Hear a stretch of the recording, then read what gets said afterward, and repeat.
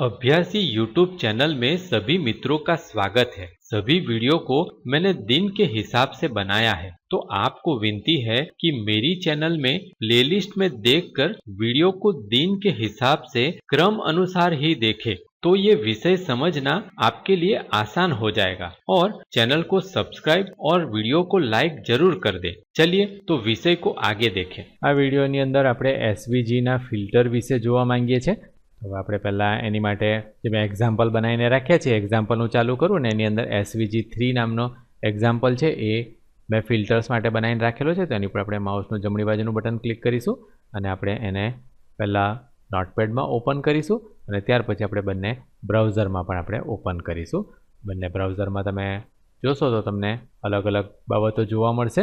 Minimise કરી દઈશું અને હવે આપણે આને સમજીએ કે કઈ રીતનું આપણું એ બનેલું છે। તો આ રીતના ફિલ્ટર આપણે બનાવી શકીએ છીએ। હવે તમને બંને બ્રાઉઝરમાં જોશો તો તમને થોડોક ફરક પણ જોવા મળશે, કારણ કે અલગ અલગ બ્રાઉઝર છે એ આ પ્રોગ્રામ છે એને અલગ અલગ રીતે રેન્ડર કરે છે અને એટલા માટે તમને ઇન્ટરનેટ એક્સપ્લોરરમાં આ રીતે જોવા મળશે અને ગૂગલ ક્રોમ છે એની અંદર આ રીતના જોવા મળશે। હવે આ આપણે ફિલ્ટર્સ બધા અલગ અલગ બનાવી શકીએ છીએ। તો આવા અલગ અલગ ફિલ્ટર્સ જેમ કે આ બ્લર ફિલ્ટર્સ મેં વાપરેલું છે। જો તમે W3ની સાઇટ પર જોશો તો W3ની આ સાઇટની ઉપર તમને જોવા મળે છે કે આ બધા અલગ અલગ ઘણા બધા ફિલ્ટર્સ છે એ છે। તો એ ફિલ્ટર્સ તમે પોતે જોઈ અને એનો અલગ અલગ ઉપયોગ કરી શકો। પણ અહીંયા મેં તમને સમજ પડે એકાદ ફિલ્ટર વિશે મેં અહીંયા માહિતી બતાવી છે। તો એની અંદર પહેલું આપણે ટેગ લીધું કે SVG ટેગની અંદર આપણે હાઇટ અને વિડ્થ સેટ કરી, ત્યાર પછી આપણે ડિફાઇન કર્યું। એ ડિફાઇનની અંદર આપણે ફિલ્ટર ડિફાઇન કર્યું અને ફિલ્ટરની એક આઈડી આપી કે આ ફિલ્ટરને આપણે શું કહીશું, અને આપણે F1 કહી શકીએ, F2 કહી શકીએ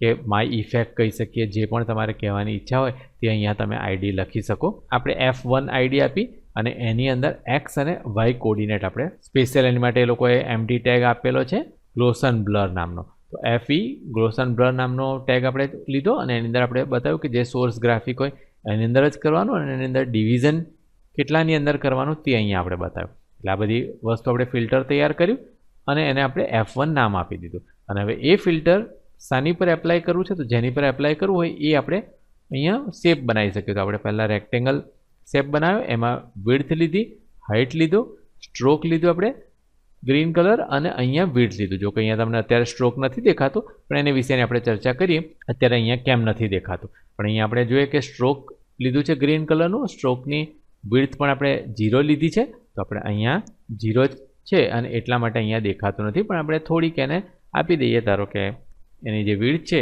એ આપણે 5 કરીએ અને ત્યાર પછી એને સેવ કરીએ અને અહીંયા રિફ્રેશ કરીએ તો પણ તમને જોવા મળશે કે અહીંયા એ દેખાતું નથી। એનું કારણ હું તમને પાછળથી બતાવું છું, પણ આપણે પહેલાં બીજા પ્રોપર્ટી જોઈ લઈએ કે ફિલ પ્રોપર્ટી છે એ યલો છે અને ફિલ્ટરની અંદર આપણે લખ્યું કે કયું ફિલ્ટર આપણે વાપરવું છે।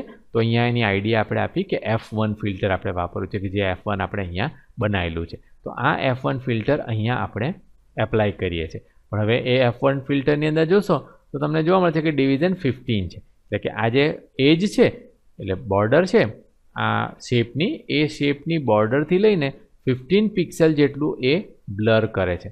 એ આપણે વધારે ઓછું કરી શકીએ। ધારો કે હું 25 પિક્સેલ કરી છું અને ત્યાર પછી આપણે ફાઇલને સેવ કરીએ અને પછી આપણે આને રિફ્રેશ કરીશું, તમને જોવા મળશે કે થોડુંક વધારે અહીંયા જોવા મળે છે। અહીંયા થોડું વધારે એ થઈ ગયેલું જોવા મળે છે। તો કે થોડુંક વધારે કરીએ તો તમને વધારે ખ્યાલ આવશે।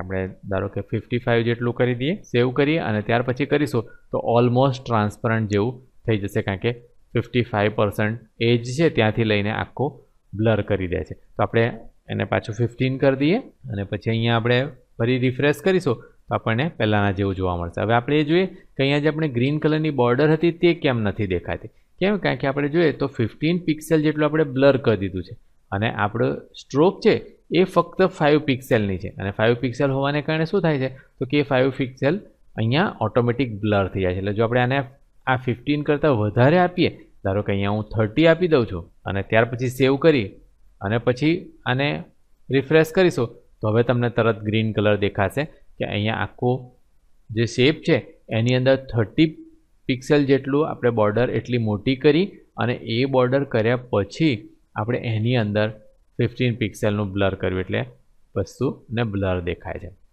એટલે આ રીતના આપણે કરી શકીએ। તો અહીંયા આપણે ફરી પાછું જોઈએ તો આપણે 5 પિક્સેલ કરી દઈએ અને સેવ કરી દઈએ।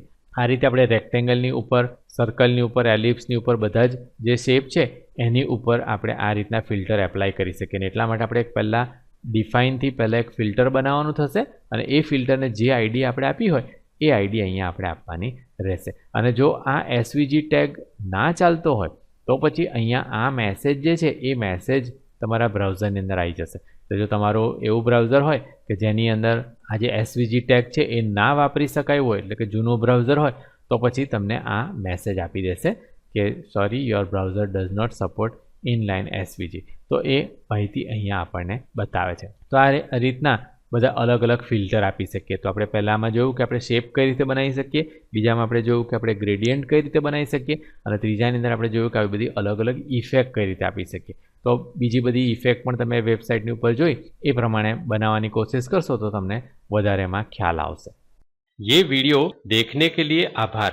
अगर आप कंप्यूटर के एकदम नए और एडवांस टॉपिक पर वीडियो देखना चाहते हैं तो ये वीडियो को लाइक करके चैनल को सब्सक्राइब कर लें। चैनल आगे बढ़ेगी तभी हम नए मुफ्त वीडियो अपलोड कर सकेंगे। आशा है कि आप लाइक, शेयर और सब्सक्राइब जरूर करेंगे। अगर आप ये वीडियो में इस्तेमाल होने वाली PDF फाइल व्हाट्सएप पर खरीदना चाहते हैं तो ये लिंक को देखें। वीडियो डिस्क्रिप्शन में भी ये लिंक दी है। धन्यवाद।